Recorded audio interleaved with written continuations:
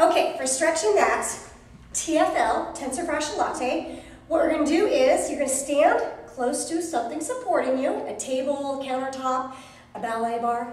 Hand on top, and what I want you to do is take your outside leg, cross behind. From there, shift your hips out. And again, it's a little muscle right here. It has a really long insertion. I know you're going, but it's not my hip that hurts, it's my knee. Well, it's connected all the way down to the bottom, to the outside of your knee. All right? But again, this is the muscle that needs to be stretched. Take your arm over your head and reach a little bit more. Now, this portion of the stretch has nothing to do with your IT band or your TFL. Just feels good. Here is where I really want you to emphasize pushing that hip away as much as you can to really get a good stretch. This is where the origin of the pain that you feel down here at the insertion. And stand up. Let's take it to the other side. And again, you're going to hold each stretch for about 30 to 60 seconds. Same thing. Go ahead and get something that you can support your hand with. Take your outside leg, cross behind as big as you can. Shift your hips out, push, push, push, push as far as you can without bringing the bar with you. Take your arm over your head and hold that stretch. Again, the muscle, it's really, really short.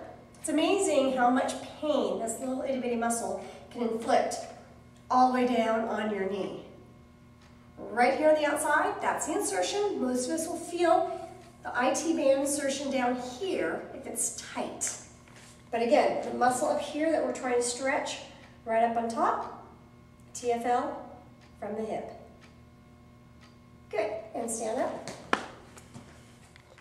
Okay, so when you're dealing with IT band syndrome, you have to address not just the TFL, the major muscle that is involved in it, but also the surrounding muscles, like the gluteus maximus and the piriformis. So we're going to start off by stretching Ashley's glutes.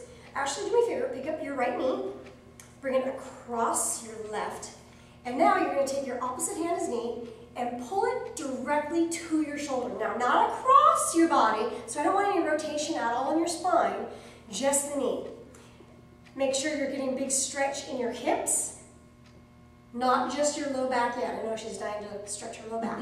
That comes next with the piriformis. And again, you want to hold each stretch for about 30 to 60 seconds. Good. Keep pulling towards that knee, shoulder to knee. Perfect. Now we're going to take it all the way over to the side as much as you can. Slowly. Good. And go ahead and make sure you keep that opposite shoulder down and turn your head back. Excellent. Look over at your hand.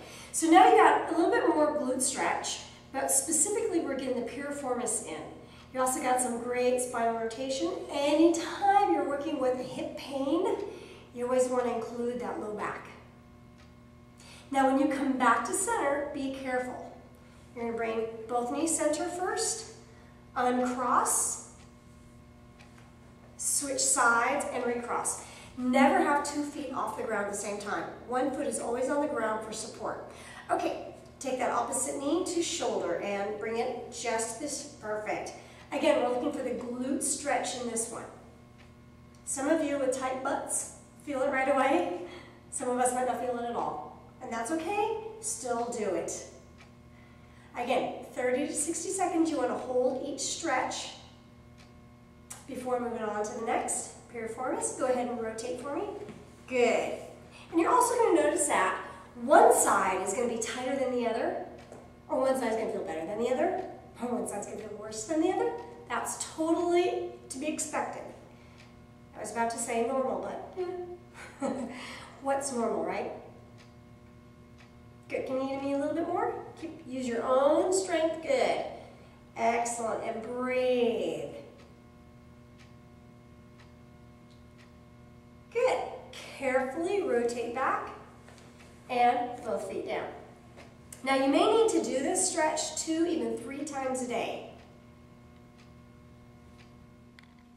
All right, so now we're going to go on to the front of the hips. Again, I know your pain is in your knee, but we need to address the whole area of where the muscle is attached. So go ahead and lie down on your stomach. This is flat on your stomach, and what we're going to do is a yoga upward facing dog. Now notice that Ashley already has her hands underneath her shoulders. But what I want her to do is bring them downwards towards her rib cage. Perfect. Notice how that lengthened her neck. I don't know if you saw that. But her ears, her shoulders went from her ears all the way down. Engage your upper back. Good. So there's a nice tight squeeze here, opening up her chest. From here, leading with the top of your head, I want you to bring your rib cage upward. Perfect. Good. So we are stretching, or she is stretching, the front of her hip. I always like to add upward facing dog for hip stretch. There's so many different ways to do a hip flexor stretch. You could do it on your knees, you could do it standing up, but this gives us an opportunity to stretch the low back that we don't often get. And go ahead and lie down. Now what I want you to do actually is do child's pose.